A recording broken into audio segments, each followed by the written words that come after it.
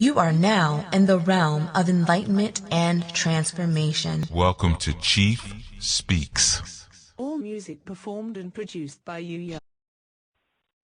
Enlightenment comes from allowing yourself to journey through the dark shadow of death, the primordial abyss of wisdom's waters. For it is the treasures and mysteries that lie waiting in the dark that transform us and propel us to a new enlightened state. One should never aspire to live in the light nor the dark, but should journey between the two in order to evolve the overall reality into a self-actualized creation. Knowledge is your light, as wisdom is your darkness. The bold interplay of the two in your life leads you to an enlightened understanding of yourself and the inner verse you've created. Male is your enlightenment, female is your transformation, child is your evolution. Woman, accept the light into your darkness, so it may enlighten you. Man, go bring your light boldly into the darkness, so that it may transform you. Enlightenment and transformation. I love you so much because you just don't know what you've just done for me. Thank you so much. Wow.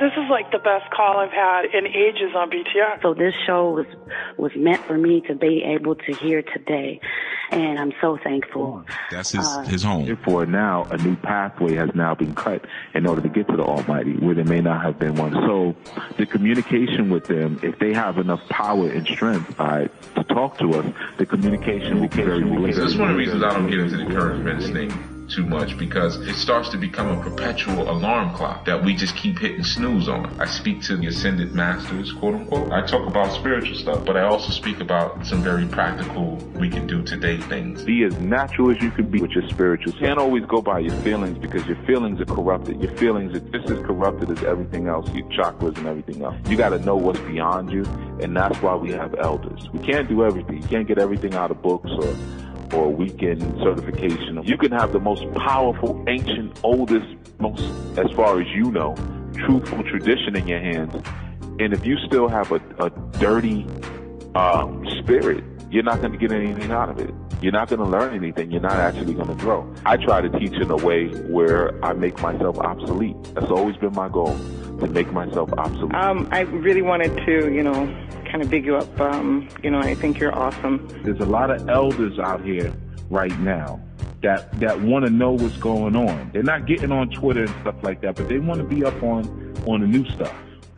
Sit down and have some conversations with them. It's not always about hearing their story. It's also about being news reporters for them and letting them know, like, yeah, this is what's happening right now. They may tell you something about what happened in Charleston that you couldn't even. Your spirituality has to create sane spiritual family. Okay, and that family exists first inside of you. You have to express the different expressions of that rainbow coalition of spirits inside of you first. Okay, don't let communities hijack that rainbow. See, the problem is when we come into the conscious community, the dudes are doing the same thing that the women are doing. I just want to say that I really enjoy your show every Sunday, and my friend and I call it going to church. When we call in, we'll be like, you going to church? And I'm like, where have y'all been at? God cannot go against its own truth. So anytime you have an inkling that God is going against its own truth, then God is no longer behaving as God. So therefore, the spiritual community doesn't recognize God. You dig where I'm coming from? Or can we have a new thought? Can we step outside of the books for a second and have a new conversation about hair weaves and wigs? Can we have a new conversation about homosexuality? Can we have a new conversation about vegan eating? We doing all right. It's a good day for an exorcism. 347-945-7680. Call in and let's build.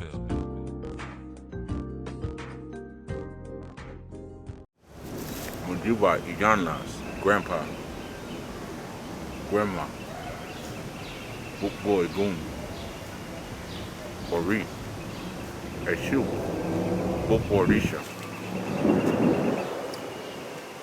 Ileanu, Hey, Ajay, Iyami Osaronga. Greetings, everyone, and welcome to another Chief Speaks on Enlightenment and Transformation. I am Chief Yuya. I want to welcome you again to this experience. And of course, many of you know we did not have a show last Sunday, but that was because we were in the midst of a leadership retreat with some of the key members of our New Life Global Ministries. And this Sunday, what I decided to do something a little different. But what we're going to do is we're going to share some of the workshop information that I offered to our new family while we were on that retreat. We did a workshop on the imprisonment of Obatala, and I probably spoke for a few hours, maybe 2.5 hours, which I'm going to condense. There's a lot more, and I decided what I'll do is I'll release the full version at some point on YouTube, Vimeo, or some other medium. But just to give you kind of an idea of what we were dealing with, still sticking with the theme this month of freedom and liberation, we tapped into that story of the imprisonment of Obatala. So I'm going to share that with you all, and I definitely will that you enjoy it and that you get much out of it. The snippets of this past Strong Ends, our New Life Global Ministries Leadership Retreat. I'm going to show you why Shu kept tricking. Everyone in this story was important. It wasn't just about Obatala. This story was just as much about Shango as it was Obatala. It could have been the imprisonment of Obatala and Shango. Okay, so Obatala, Tala, you said the white part, right? Tala means resurrection. That's the other secret. I shared that in one of the lectures online, one of the long videos you got to watch. I saved it for that. Ta-la does mean white cloth, but it actually means the resurrection.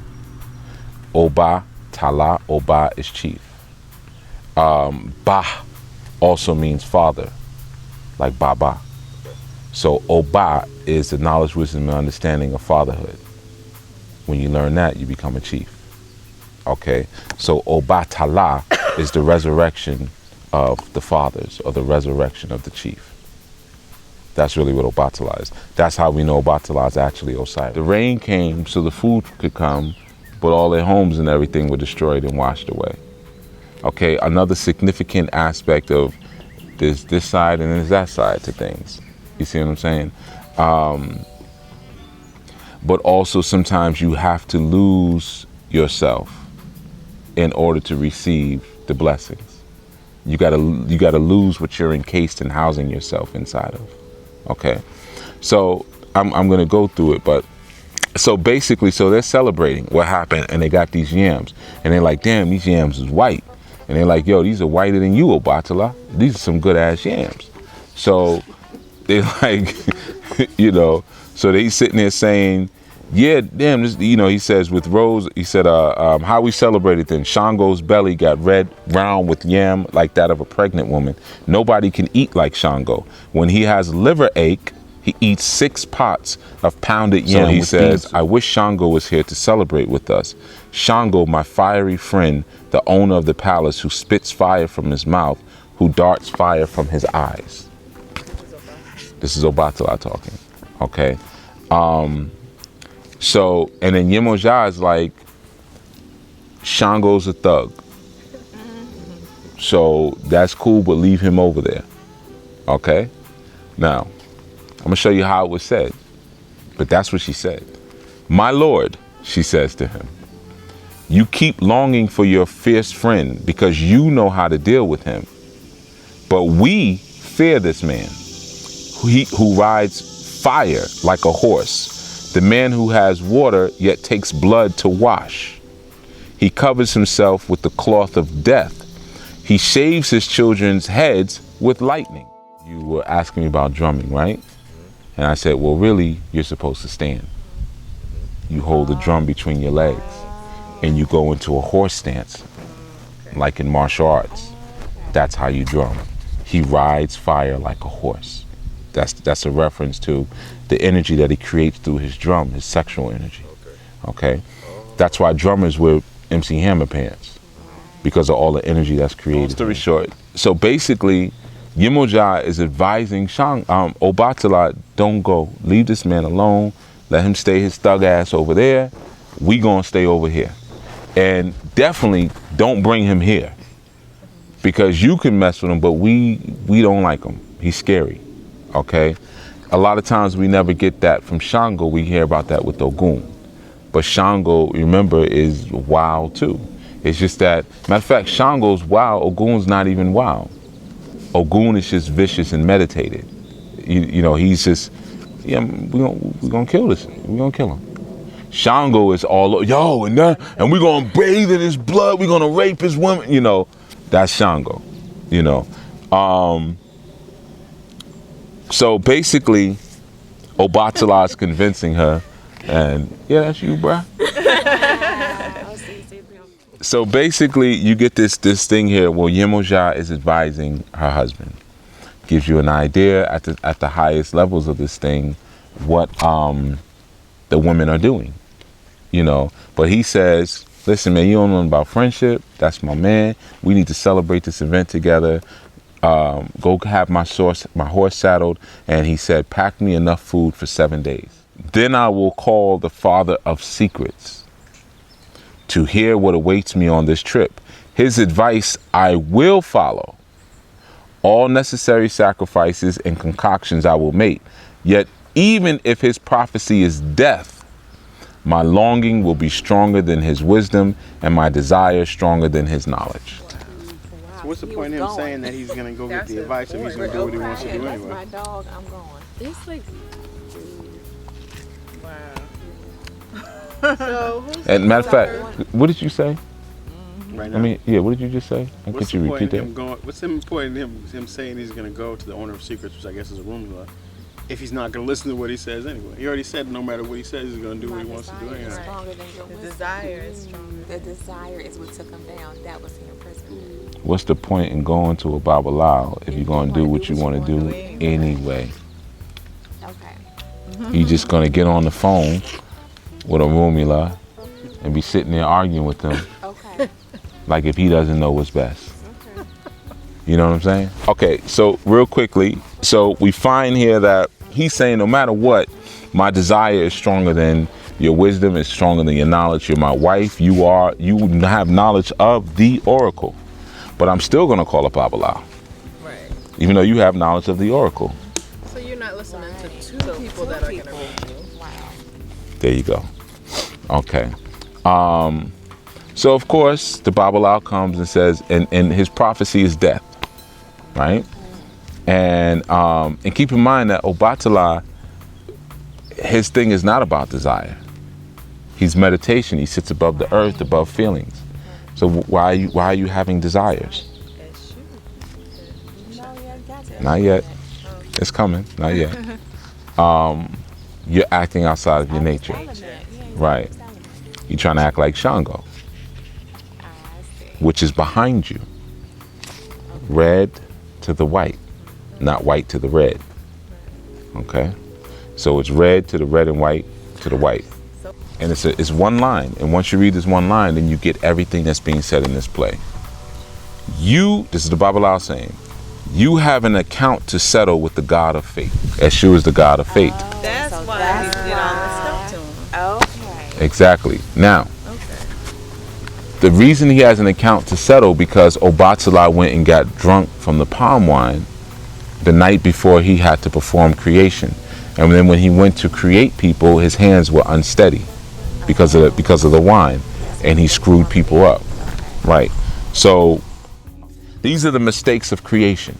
So now Eshu's got an issue with you. Why does Eshu have an issue with you? Eshu doesn't have an issue. Right. But he's the God of lessons. Right? Hmm? Isn't he like the God of lessons? He's the archetype that makes sure karma is in place. He holds the balance of karma. So Obatala, he was able to hide on the throne. And she's like, yo, you leave. You gonna come down. You gotta He gonna, you know, he coming for that ass. In this realm, you're gonna have to deal with Eshu. Okay. Right. It's the aspect of you that is everywhere and nowhere. He's present in all things, right? But he becomes present in all things because of this. This story is telling you that he's omnipresent, because he wasn't supposed to be here. He wasn't supposed to have any experiences that may stain his white. He was already the embodiment of heaven. And then he comes down and he becomes the embodiment of earth as well. But that's the problem. He never should have came down. So you, as a deity, you're Obatala. I gotta remember that. Because the king resurrects, right? Obatala is the resurrected chief. What is this here? These are the Obatalas who woke back up. And they're resurrected and go back. You see what I'm saying? When you touched the earth, you started to become corrupted. But you had to touch the earth to fix your karma.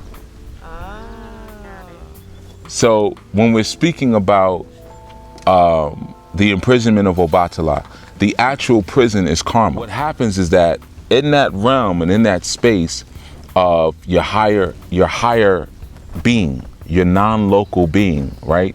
You're not doing anything that would incur issue.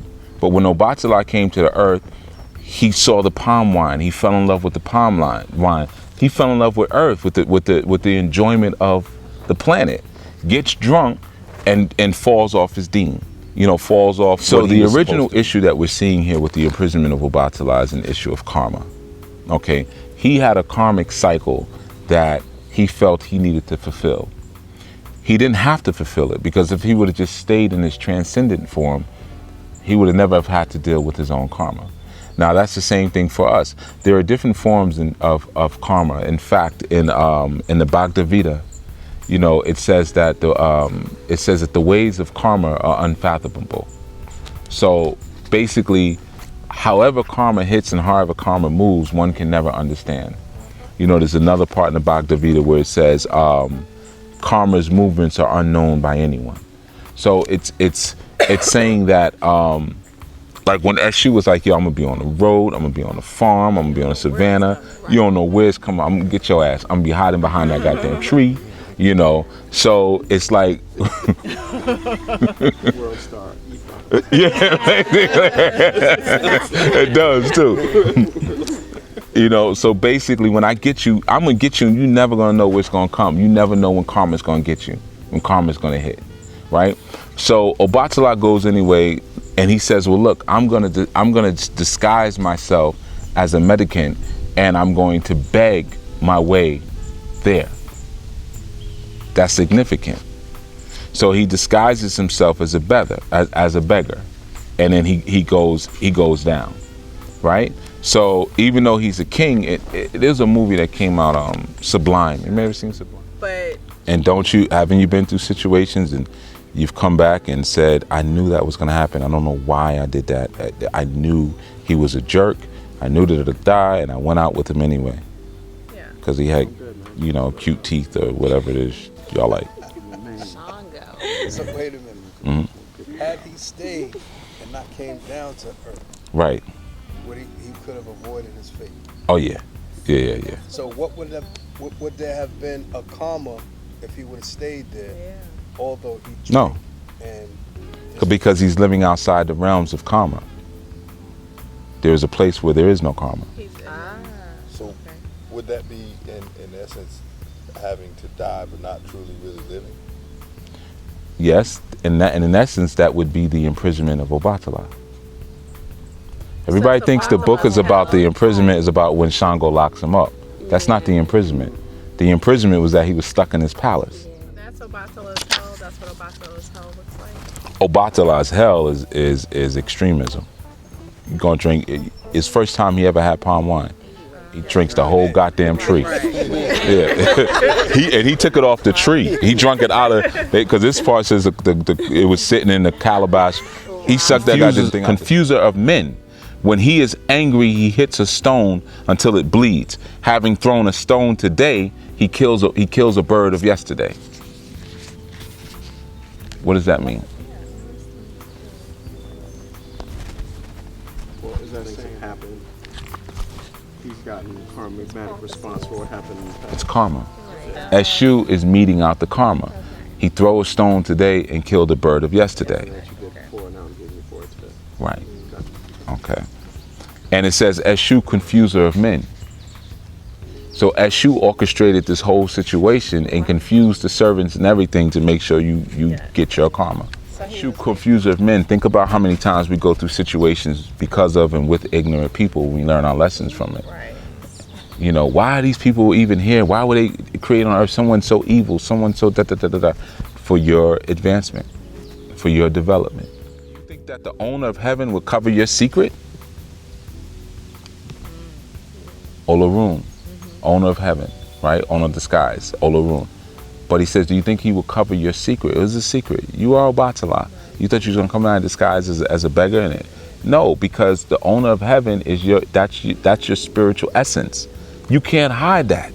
I see you. You see what I'm saying? You can't go back to your job and pretend like you're not into alternative spirituality. We see you. That's why you're having so many problems here. Oh my God. Okay. Okay. He says, do you think you could shit on the road? And Nigeria, shit is like not a curse. It's just, it's like doodle. Like saying poop. Children will say it. Teacher, I have to shit. Do you think you could shit on the road and not find flies on your return? You see, you shit on the road, then you left. Nah, man, it's waiting for you. By his greedy men, mingles with the blood of the slain.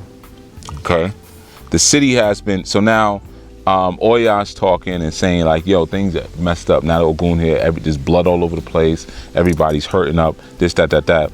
And she says, no one can maltreat the father of laughter. She brings it back to Obatala again. She says, with impunity, creation comes to a standstill when he who turns blood into children is lingering in jail. So all this is about creation stops. Nothing can be. Because Got these killers on the loose. They're gonna kill everything and nothing new can happen. Right, and creation. Ogun, look at it like this: Ogun is death, Obatala's creation.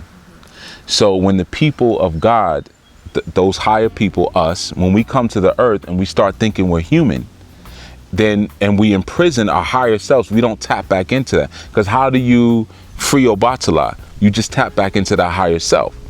And then when you tap into the higher self, you become what? Creative. But when you're only identifying with your earth reality, you don't create anything. The only thing you create is death culture. And when they dance Obatala's dance, Obatala comes in an immaculate white gown. Okay? And Shango says, oh, father of laughter, I was like the patient who was cured. I was blind and now I can see. He's basically saying, he said, I was like the patient who was cured and beat his doctor. I was foolish like the knife that destroys its own sheath. Where we hear that before? You could have listened to your wife who told you that was the problem in the beginning. He said, Father, now he's telling to Obatala, Father, many words do not fill a bucket. The most beautiful speech falls like water through wickerwork. O father of laughter, try to forgive the injustice done to you. Meaning, don't talk about it, be about it. Okay? Obatala says, he who admits his fault will not be kept kneeling for long. You have a karma that is the karma. You have your overall lifetime's karma, right?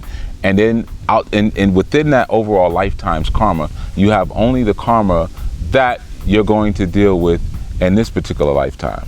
Okay? So it's kind of like having a big pot of stew, but I can only eat this bowl. Okay? And then outside of that, you have the karma that you choose to experience as a human. Then on side of that, you have the advancement of your consciousness. When you go beyond your local body, your local reality, your local spirit, and you move beyond the cycles of karma. Because karma, it is said, moves within a circle. But the circle can be a prison unless we go back to what I spoke about the egg recently. You have to crack the shell of the egg, and in doing that, you break outside of the obligation, we'll say, of karma. You break outside of that. So karma is something that like a lot of people say, I don't believe in karma. So because I don't believe in it, it doesn't exist. That's incorrect, because words cannot fill a basket. The story tells us that. You see, you have to transcend to your higher self in order to truly live outside of karma. Obatala has to stay in his throne. Now, how do we get Obatala in his throne? Again, it's we shifting our awareness to the fact that during the creation process, one is not made, two is made. My lower self and my higher self. But if I forget my higher self and want to, like Obatala, I was like, well, I'm coming down there. Well, who's up there now? You see what I'm saying? So now everything goes haywire. So you have to always have that acknowledgement and connection with the higher self while at the same time functioning through the vibration of the lower self. You see what I'm saying? That's the science of the imprisonment of Obatala. So, you know, essentially, the imprisonment, yes, was the fact that he wasn't able to live out his karma and learn his lesson. Because now when he ascends again, what you see in the story, he's actually wiser now. But ultimately, his women were telling, both of them, don't do this. But men learn through trial and error. I gotta go do this. Okay? So that's what I wanted to share for that. All right, everybody's sleeping. So they didn't even like go out for drinks and have any. Yeah, they ate yam. They celebrated. They ate yam. Ogun got the. Went through all that. Yeah. They had white yam and bitter leaf and meat. Yeah, bitter leaf. No, the three of them. No, Ogun left. Nobody parties with Ogun. That ain't what he want to do. You don't want to get him drunk. Oh, right. Yeah, because he said, nah, I'm going to go back to the dark forest. You know, you got this. And he went back to go hunting. That's his party. I'm going to go back to work. That's his highest self. Yep, exactly. Not sleeping. Anu Nation is home to the Anu spiritual order founded by Chief Jegna Haru Yuya Asan Anu.